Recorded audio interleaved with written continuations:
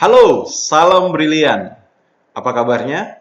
Semoga kalian dalam keadaan sehat, dalam keadaan bugar, dan penuh dengan semangat. Hari ini, saya akan share dengan kalian tentang strategi bagaimana mengoptimalkan kemampuan diri, memaksimalkan hasil belajar, sehingga kalian bisa menjadi siswa yang berprestasi di kelas dan juga di kehidupan. Sebelumnya, perkenalkan, nama kakak Ronald Huta Galung. Kalian boleh panggil Kak Ronald atau Kak Rons. Saya adalah seorang trainer di bidang pengembangan diri dan strategi belajar sebagai seorang master trainer dalam program Smart Learning Strategy. Nah, hari ini adik-adik kita akan bahas tentang sebuah materi, yaitu bagaimana kita menggali potensi terbaik di dalam diri kita dengan mengetahui apa sebenarnya rahasia sukses orang-orang yang kemudian bisa mendapatkan nilai terbaik di kelas. Nah, sebelumnya kakak pengen tanya dulu kepada kalian itu, apa sih sebenarnya kesamaan antara siswa pecundang dan siswa pemenang? Jadi kalau siswa pecundang itu adalah siswa yang misalnya mungkin nilainya jelek semua, kemudian suka bikin onar, bikin rusuh di kelas. Nah, sedangkan siswa pemenang adalah siswa yang mampu belajar dengan baik, memiliki prestasi di kelas, dan kemudian menjadi kebanggaan tidak hanya orang tua, tapi juga guru maupun teman-temannya. Kesamaannya dari siswa pemenang dan siswa pecundang tentu saja salah satunya yaitu sama-sama memiliki otak. Setuju kan? Nah, kita lihat siapapun siswa yang ada di kelas, siapapun orang yang kita temui, mereka sama-sama memiliki satu kesamaan, memiliki otak, sama-sama memiliki otak.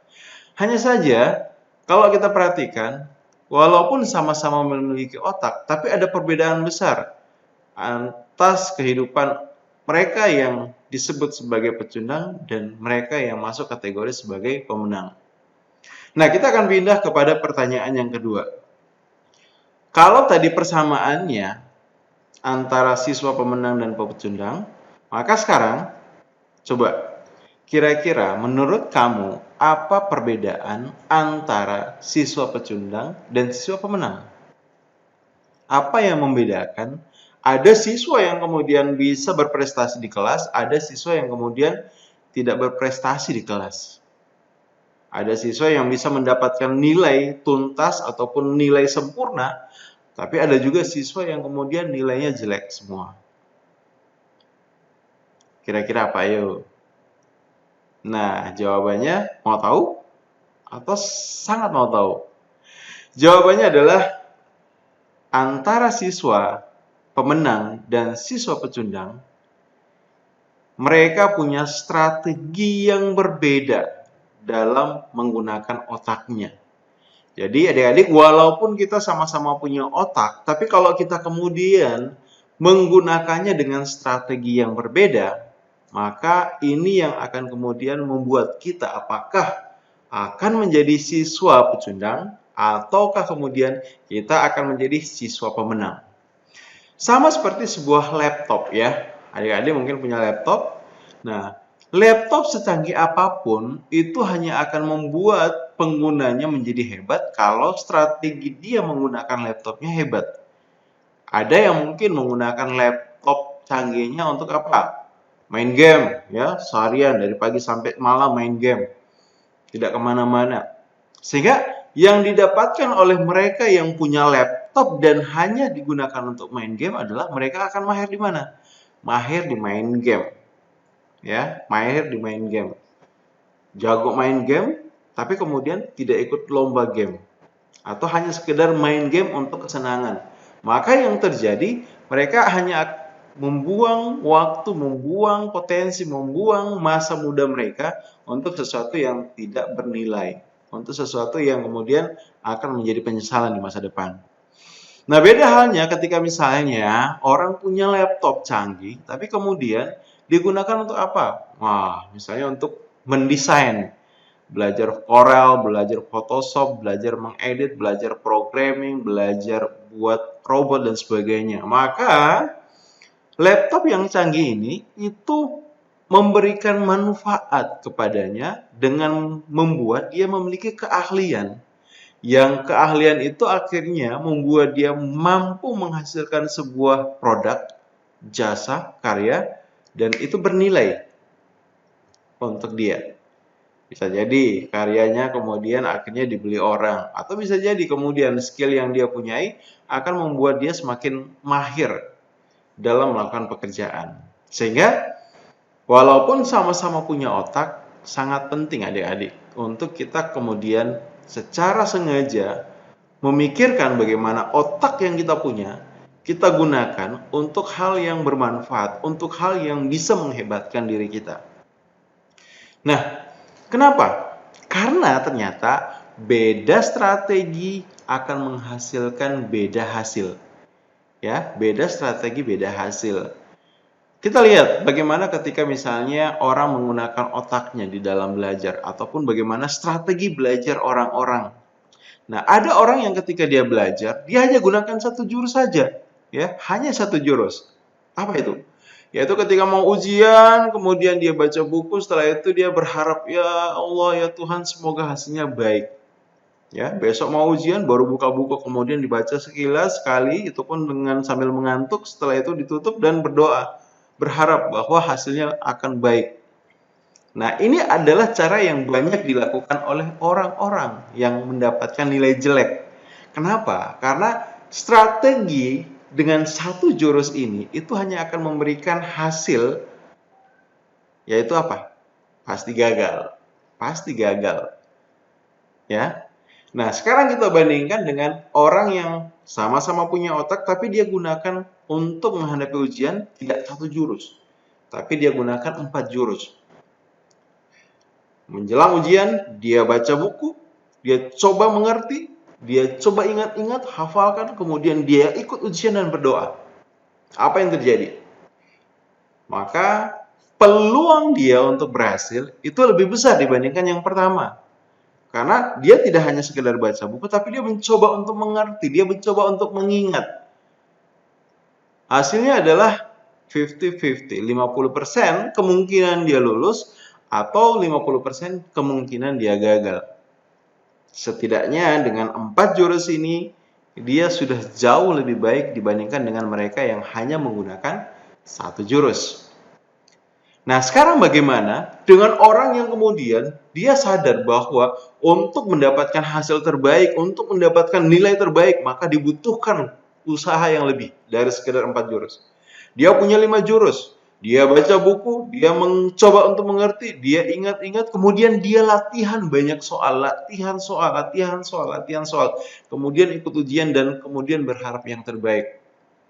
Maka kemungkinan besar dia untuk mendapatkan nilai terbaik sangat besar. Kenapa?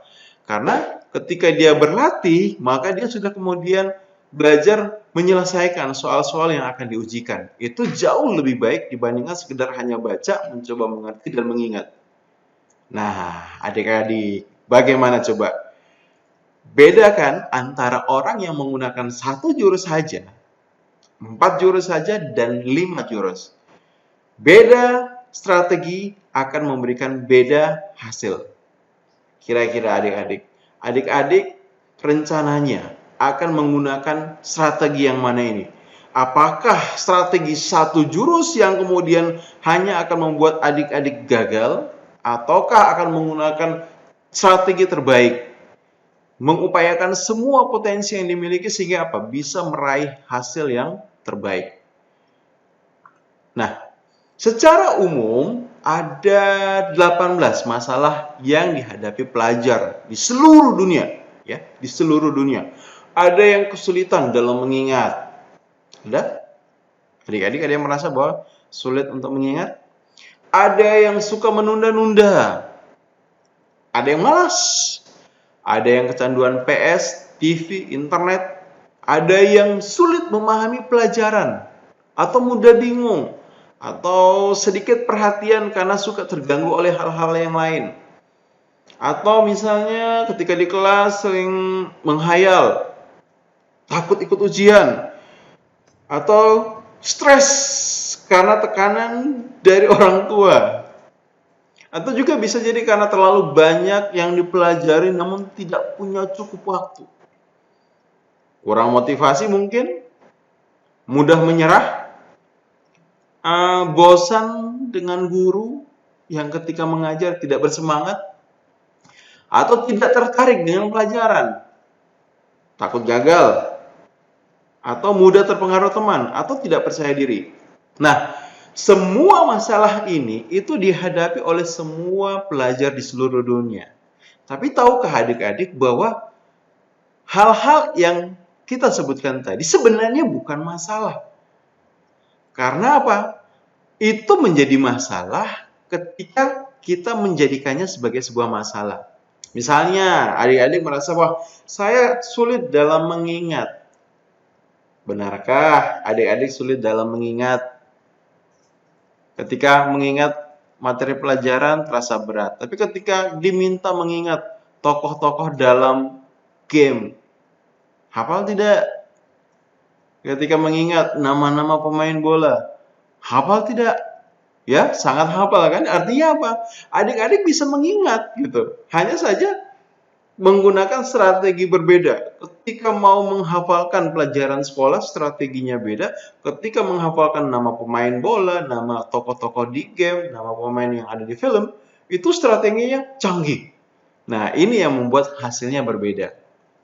Nah, Kak Rons akan ajarkan, kalau kita ingin bagaimana mendapatkan nilai terbaik di sekolah, maka sebenarnya caranya sangat mudah. Cukup ikuti formula SMART bintang kelas, ya. Formula SMART bintang kelas. Kak Ronald sebut sebagai formula SMART. Formula cerdas, ya. Apa saja formula SMART itu? Yang pertama, SMART itu adalah singkatan ya. Jadi S, sikap mental positif. Ya, coba sama-sama diulangi ya. SMART, S, sikap mental positif. Ini adalah langkah awal kalau kalian kemudian mau menjadi bintang kelas. Harus punya sikap mental positif, harus percaya diri, harus yakin dengan kemampuan diri. Ya. Karena mereka yang yakin dengan kemampuan dirilah yang akan kemudian bisa mengoptimalkan potensi diri. Mereka yang tidak yakin, yang punya sikap mental negatif, biasanya apa? Wah, kayaknya saya nggak bisa deh. Wah, kayaknya itu susah. Wah, kayaknya ini berat. Akhirnya karena terlalu banyak mengeluh, mereka jadi malas berusaha, malas belajar, dan hasilnya jadi jelek. Itu yang pertama. Yang kedua, M, yaitu adalah miliki goal atau target. Dalam hidup ini, dalam belajar sekalipun, adik-adik harus punya target, harus punya goal. Di semester ini punya target. Mau juara berapa, mau dapat nilai apa di mata pelajaran apa, itu harus ada di dalam kepala kita.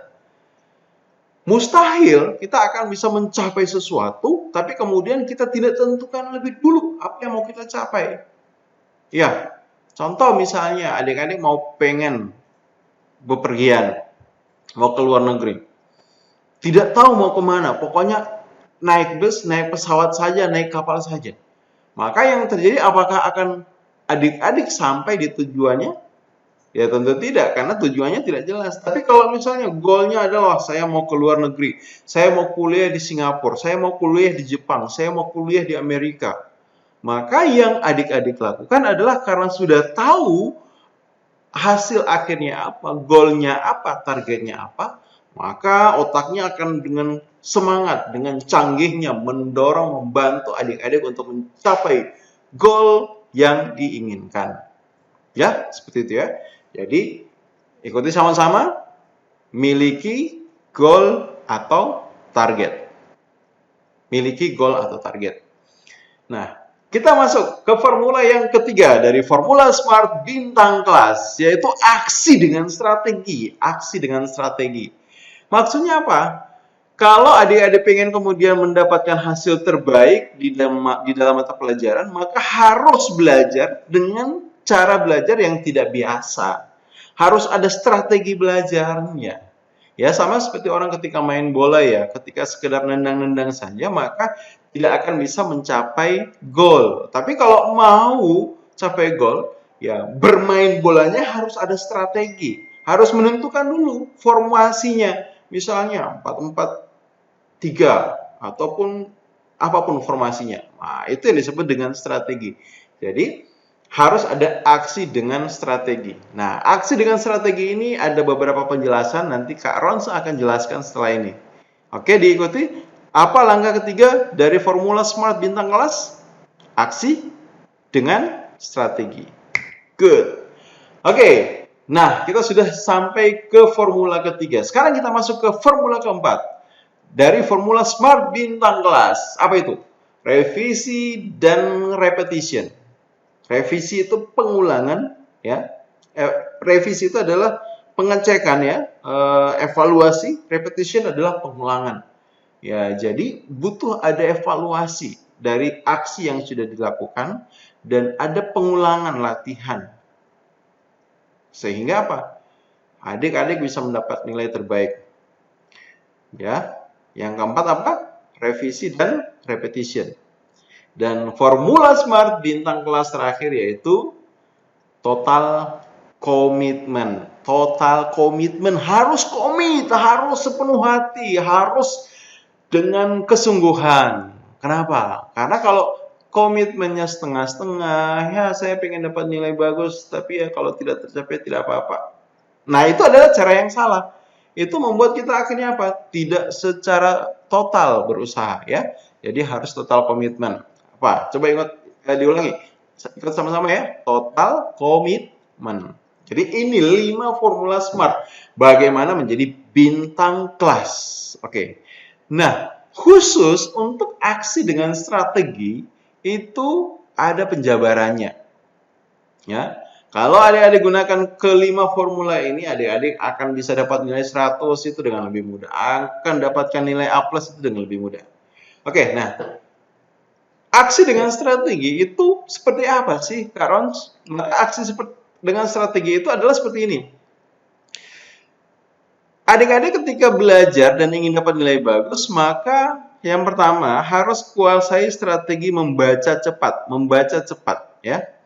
Kita tahu setiap semester itu ada banyak mata pelajaran yang kita harus pelajari. Ada banyak buku yang harus kita pelajari. Sehingga kalau kemudian kita bacanya lambat, maka yang terjadi apa? Kita akhirnya jadi malas, kita jadi mudah merasa capek, dan akhirnya tidak bisa belajar dengan baik. Tapi kalau adik-adik belajar membaca cepat, hasilnya akan jauh lebih top. Ya, jadi belajar membaca cepat. Nah, adik-adik, di video selanjutnya Kak Ronald akan bagikan strategi. Ya, namanya Brilliant Reading Strategy. Cara brilian membaca dengan cepat sehingga adik-adik misalnya nih punya buku pelajaran, ya, hanya dibaca dengan waktu kurang lebih 5 menit saja, adik-adik sudah bisa menyelesaikan buku tersebut. Sehingga apa? Ketika mau ujian, ya mau buka buku lagi jadi lebih cepat, ya, seperti itu. Kedua, yang masuk ke dalam aksi dengan strategi itu adalah adik-adik butuh menguasai strategi mencatat dengan mind map, peta pikiran. Ada strategi mencatat yang itu sesuai dengan cara kerja otak, dan kalau adik-adik lakukan itu, gunakan itu, maka adik-adik akan terkejut. Adik-adik akan jauh lebih mudah menangkap informasi, mudah mengingat informasi, dan ketika ujian saat dibutuhkan informasi itu, maka adik-adik akan dengan mudah untuk mengingat dan menyelesaikan soal-soal ketika ujian. Kenapa? Karena ketika belajar adik-adik menggunakan strategi mencatat mind map. Oke? Nah, yang ketiga dari aksi dengan strategi itu adalah teknik mengingat. Teknik mengingat. Ternyata ada teknik mengingat yang itu kalau adik-adik praktekkan, adik-adik akan mudah mengingat sesuatu secara cepat, kemudian dalam waktu yang lama. Secara cepat dan lama. Sehingga, wah enak sekali itu. Kalau mau ujian, kita tidak terbebani. harus mengingat hal yang kemudian kita sudah lupakan, tapi apa yang kita akan hafalkan itu akan jauh lebih melekat kuat ya, melekat kuat seperti ada lem di dalam kepala kita karena kita mengingatnya dengan strategi mengingat yang benar. Nah, Kak Ronald akan bagikan strategi itu di video yang lainnya. Oke, nah kita sudah punya 3 strategi ini dengan aksi dengan strategi. Nah, yang keempat itu adalah kalau kemudian kita mau punya aksi dengan strategi, maka hal yang keempat yang juga penting untuk kita lakukan adalah kita harus pandai-pandai mengatur waktu. Ya, pandai-pandai mengatur waktu. Kapan kita harus belajar, kapan kita bermain. Nah, yang menariknya adalah seperti ini. Adik-adik ya, coba perhatikan. Kalau adik-adik kuasai ketiga strategi di awal, jago baca cepat, mahir membuat catatan dengan mind map, dan menguasai teknik mengingat, maka dalam mengatur waktu, adik-adik akan bisa dengan mudah apa? Punya waktu belajar yang singkat, tapi hasilnya maksimal, sehingga sisa waktu yang ada, itu bisa gunakan untuk apa? Bermain, les keahlian khusus, misalnya main bola, les piano, les balet, les karate, atau menambah berbagai macam keterampilan yang lainnya. Sehingga apa? Adik-adik tidak hanya akan menjadi siswa yang sukses di kelas, tapi juga sukses di kehidupan. Keren nggak? Keren dong. Oke, dan yang keempat itu adalah aplikasi strategi. Jadi semua strategi yang sudah digunakan, semua strategi yang sudah dimiliki, kalau tidak digunakan, tidak diaplikasikan, tidak akan memberikan manfaat. Ya, jadi itu formula SMART bintang kelas. Kita ulangi sama-sama. Formula SMART itu apa? Yang pertama, sikap mental positif. Ya, coba diulangi sama-sama dengan lantang. Sikap mental positif. Yang kedua, miliki goal atau target. Coba diulangi dengan jelas. Miliki goal atau target. Yang ketiga, aksi dengan strategi. Ulangi dengan lantang. Aksi dengan strategi. Apa saja itu? Strategi membaca cepat, mencatat dengan mind map, teknik mengingat, mengatur waktu, dan aplikasi strategi. Kemudian, strategi keempat, formula keempat apa? Revisi dan repetition. Dan yang terakhir adalah total commitment. Total commitment. Oke, adik-adik, itulah formula SMART kalau adik-adik ingin dapat nilai terbaik di kelas. Nah, selanjutnya di video yang lain, Kak Ronald akan bagikan bagaimana caranya kalian punya sikap mental positif. Kenapa harus punya itu dan apa dampaknya buat kesuksesan kalian. Oke? Sampai jumpa di video selanjutnya. Salam brilian!